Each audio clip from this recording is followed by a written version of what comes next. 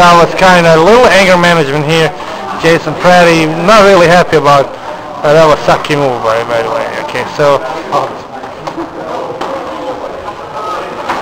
after the diaper change, the kids are ready to serve,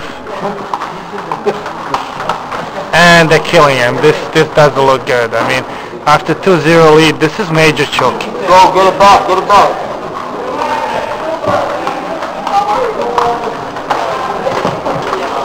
And this doesn't really look good right now.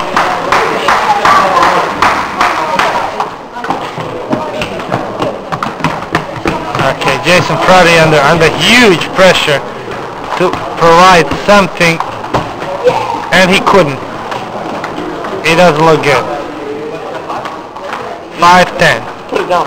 About 6 match points, okay? And that was choking complete. That's what FSU does best.